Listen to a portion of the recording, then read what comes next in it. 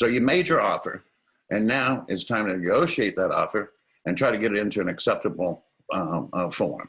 So the first thing for you guys to remember is that when you work with the Nashville Home Guys, we are your advocates. We stick up for what's best for you. We try to get you the best price and also protect you throughout the rest of the contract. So the seller has three things he can do. He can either reject the contract, he can counter the contract, or he can just accept it. We like that just accept.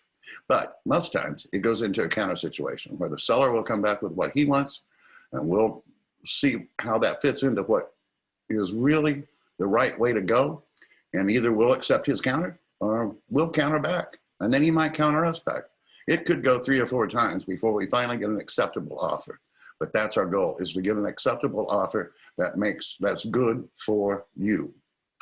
So just expect some negotiation. And then once we get that offer signed and everybody's in agreement, then it's time to turn in the earnest money. And that's usually about 1 to 2% of the purchase price. And then next, let's talk about that earnest money. Well, it's a good faith deposit on your offer. And in most cases, this money can come back to you if for some reason, like the house doesn't appraise for as much as we thought it would. Or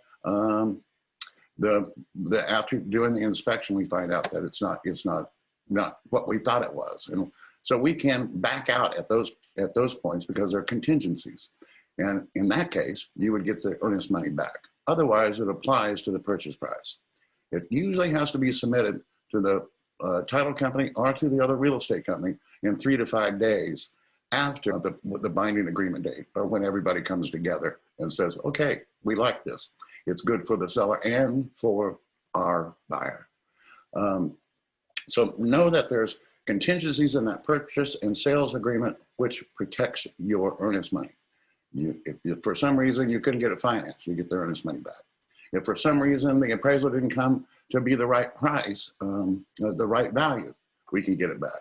And as I mentioned before, the inspection contingency, if it's just not the house we thought it was, we can get back there. So I'm going to turn it over to Erin. She's going to take you through the next step.